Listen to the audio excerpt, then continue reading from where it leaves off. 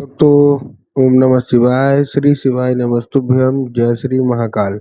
जी हाँ भक्तों, क्या आपके भी घर में कोई ऐसा व्यक्ति है जिसका विवाह नहीं हो पा रहा? आप लोग उसके विवाह के लिए बहुत ज़्यादा परेशान हैं कि आखिरकार इस व्यक्ति का जो विवाह है वो हो क्यों नहीं पा रहा? जब भी आप कोशिश करते हैं कि उसका जो विवाह है वो हो जाए, लेकिन कोई ना कोई अड़चन, कोई ना कोई समस्या आ रही है, जिसके कारण उस व्यक्ति का जो विवाह है ना वो होने का नाम ही नहीं लेता। तो ऐसे में कौन-सा उपाय करें ताकि उस व्यक्ति का जो विवाह है वो अच्छे तरीके से हो जाए? आज की इस वीडियो के माध्यम से हम आपको बताने वाले हैं कि आपको करना क्या है। तो बस उपाय ध्यान से सुन के अच्छे से करिएगा ज़रूर, ताकि उस व्यक्ति का जो विवाह है वो अच्छे तरीके से हो जाए। क्या करना है, कैसे करना है, पूरा मैं आपको बताने वाला हूँ आज की इस वीडियो के माध्यम से। तो बस उपाय ध्यान से सुन के अच्छे से करिएगा ज़रूर। देखिए, पूज्य गुरुदेव की जो कथा होती है, जैसे कि आपको पता होगा कि पूज्य गुरुदेव की कथा में लाखों की भीड़ आती है। कैसे भीड़ आती है? लाखों की भीड़ आती है। और जब गुरुदेव की कथा में लाखों की भीड़ आती है, तो वहाँ ज़्यादातर जो भक्त होते हैं वो क्या करते हैं, पत्र के द्वारा, किसके द्वारा? पत्र के द्वारा अपनी मनोकामना गुरुदेव तक पहुँचाते हैं।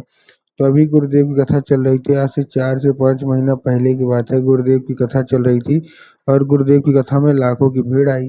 अब जब गुरुदेव की कथा में लाखों की भीड़ आई तो वहाँ ज़्यादातर जो भक्त थे उन्होंने क्या किया, पत्र के द्वारा अपनी मनोकामना जो है वो गुरुदेव तक पहुँचाई। अब जब गुरुदेव के पास पत्र पहुँचा और गुरुदेव ने पत्र पढ़ा, तो वहाँ गुरुदेव ने देखा कि ज़्यादातर जो भक्त है ना उनकी क्या है, केवल और केवल एक ही मनोकामना है। क्या मनोकामना है? कि गुरुदेव, हमारा जो घर का व्यक्ति है उसका विवाह ही नहीं हो पा रहा। हम लोग बहुत ज़्यादा परेशान हैं कि आखिर उस व्यक्ति का जो विवाह है वो हो जाए, लेकिन कोई ना कोई अड़चन, कोई ना कोई समस्या आ रही है, जिसके कारण उस व्यक्ति का जो विवाह है वो होने का नाम ही नहीं ले रहा। हमारे समझ में भी नहीं आ रहा कि आखिर ऐसा क्या हो गया जिसके कारण उस व्यक्ति का जो विवाह है वो नहीं हो रहा। कृपया करके कोई उपाय बता दें ताकि हमारे उस व्यक्ति का जो विवाह है वो हो जाए। हम लोग बहुत ज़्यादा परेशान हैं। तो जब गुरुदेव ने ये देखा, क्योंकि उसमें ये भी था कि बहुत सारे लोगों की क्या है ना, एक ही मनोकामना थी कि हमारे जो घर का व्यक्ति है उसका जो उम्र है वो भी धीरे धीरे करके गुजरती जा रही है। कोई 30 साल का हो गया, कोई 35 साल का हो गया, कोई 40 साल का हो गया है, और ऐसे-ऐसे करके उनकी उम्र है गुजरती जा रही है, लेकिन अभी भी उनका जो विवाह है वो नहीं हो रहा। कृपया करके कोई उपाय बता दें। जब गुरुदेव ने देखा तब गुरुदेव ने 2 से 3 उपाय बताए और कहा, केवल और केवल ये उपाय कर लेना, तुम्हारे घर का जो भी व्यक्ति है उसका विवाह अवश्य रूप से होगा ही होगा। अब जब गुरुदेव ने उपाय बताया तो लोगों ने जा के इस उपाय को घर में करना शुरू कर दिया। अब जैसे ही लोगों ने जा के इस उपाय को घर में करना शुरू कर दिया, वही लोग गुरुदेव की कथा में मात्र 1 से डेढ़ महीने बाद वापस आए। अब जब वही लोग गुरुदेव की कथा में वापस आए, तो उन्होंने क्या किया, फिर से एक बार गुरुदेव को पत्र लिखा। लेकिन ये वाला जो पत्र था ये गुरुदेव को धन्यवाद के रूप में पत्र था कि गुरुदेव धन्य हो आपका, आपके द्वारा बताया गया उपाय हमने कर लिया है। हमारी सारी की सारी इच्छा, सारी की सारी मनोकामना जो है ना वो पूरी हो गई है। हमारे घर का जो व्यक्ति था जिसका विवाह नहीं हो पा रहा था उसका विवाह पक्का हो गया है। आपका कोटि-कोटि धन्यवाद। तो देखिए, जो लोग भी मेरी आवाज़ अभी सुन रहे हैं ना, अगर आपको भी जानना है कि आखिर ऐसा कौन-सा उपाय है, जिसको करने मात्र से सारी की सारी इच्छा, सारी की सारी मनोकामना पूरी हो जाती है, तो चलिए हम बताते हैं आपको आज की इस वीडियो के माध्यम से कि आपको करना क्या है। तो बस उपाय ध्यान से सुन के अच्छे से करिएगा ज़रूर। अगर आपने आज का ये उपाय ध्यान से सुनकर अच्छे से कर लिया, तो अवश्य रूप से सारी की सारी इच्छा, सारी की सारी मनोकामना पूरी होगी ही होगी। लेकिन उसके पहले चैनल पे अगर पहली बार आए हैं और आवाज़ मेरी पहली बार सुन रहे हैं, तो वीडियो कर दें लाइक और चैनल को भी कर लें सब्सक्राइब, ताकि पूजनीय पंडित प्रदीप जी मिश्रा की रोज़ नए-नए उपाय सबसे पहले मैं आपको प्राप्त करा सकूँ।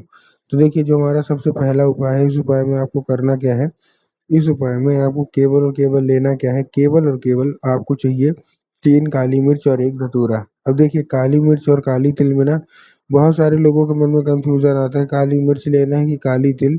तब गुरुदेव ने साफ-साफ बताया कि आपको क्या लेना है, आपको लेना है काली मिर्च, साथ में आपको एक चाहिए धतूरा। तो 3 काली मिर्च ले लिए और 1 धतूरा ले लिए। अब काली मिर्च और धतूरा लेने के बाद आपको क्या करना है, वो लेने के बाद उसी व्यक्ति को जिसका भी विवाह नहीं हो रहा उसको लेके पहुँच जाना है कहाँ, सीधा-सीधा शिव मंदिर। अब जैसे ही शिव मंदिर पहुँचेगा, शिव मंदिर पहुँचने के बाद उसको क्या बोलना है कि दक्षिण दिशा में खड़ा हो जाए और उत्तर की ओर अपना चेहरा कर ले। अब देखिए, दक्षिण और उत्तर में ना बहुत सारे लोग कन्फ्यूज़ होते हैं कि दक्षिण क्या है, उत्तर क्या है, हमको थोड़ा साफ-साफ बताओ। तब गुरुदेव ने साफ-साफ बताया है कि आप जिस भी शिव मंदिर जा रहे हैं ना, उस शिव मंदिर का जिधर साइड जलाधारी होगा, आपको अपना चेहरा उधर साइड करके खड़े हो जाना है। ठीक, खड़े हो गए। खड़े होने के बाद आपको एक नाम लेके, कौन सा? महादेव का बहुत ही सुंदर सा नाम है, श्रम्भेश्वर महादेव। तो आपको करना क्या है, श्रम्भेश्वर महादेव का नाम लेके और उन्हीं का स्मरण करके चुपचाप क्या हो जाना है, खड़े हो जाना है बस। और मतलब अर्पित कर देना है महादेव की शिवलिंग के ऊपर। पूज्य गुरुदेव कहते हैं कि अगर आपने ऐसा कर दिया तो अवश्य रूप से जो कोई भी इच्छा है, जो कोई भी मनोकामना है, सारी की सारी इच्छा, सारी की सारी मनोकामना अवश्य रूप से पूरी होंगी ही होंगी। ठीक, ये था कौन सा? ये था हमारा पहला उपाय। अब हम चलते हैं अपने दूसरे उपाय की ओर। अब देखिए, जो हमारा दूसरा उपाय है, उस उपाय में आपको करना क्या है। दूसरे उपाय में आपको 11 लाल फूल लेने हैं। क्या लेने हैं? 11 लाल फूल। और जब आप 11 लाल फूल लेंगे तब आपको ध्यान रखना है कि जो फूल है ना, वो कहीं से भी कटा फटा या खंडित बिल्कुल भी नहीं होना चाहिए, कहीं से भी खराब तो बिल्कुल भी नहीं होना चाहिए। ठीक, और 11 के 11 जो फूल है ना, वो एक किस्म के फूल होने चाहिए। एक किस्म के फूल मतलब कि अगर आप गुलाब का ले रहे हैं तो केवल केवल गुलाब का लीजिए, अगर आप गुड़हल के ले रहे हैं तो केवल केवल गुड़हल के लीजिए। ऐसा आपको नहीं करना है कि 2 फूल गुलाब के ले लिए, 3 फूल गुड़हल के ले लिए, 4 फूल किसी और के ले लिए, ऐसा आपको बिल्कुल भी नहीं करना। ठीक, बहुत सारे लोग फूल लेने में यही गलती करते हैं कि यही गलती कर लेते हैं, तो आपको इससे बचना है। ठीक, तो ले लिया आपने फूल अच्छे से। अब फूल लेने के बाद आपको करना क्या है, जैसे आपने फूल ले लिया, पहुंच जाना है सीधा सीधा शिव मंदिर। अब आपके दिमाग में आएगा कि शिव मंदिर जाएंगे और जाने के बाद बाबा भोलेनाथ के ऊपर अर्पित कर देंगे, जो कि पूर्णतः गलत है। आपको बाबा भोलेनाथ के ऊपर नहीं अर्पित करना। आपको कहाँ अर्पित करना है?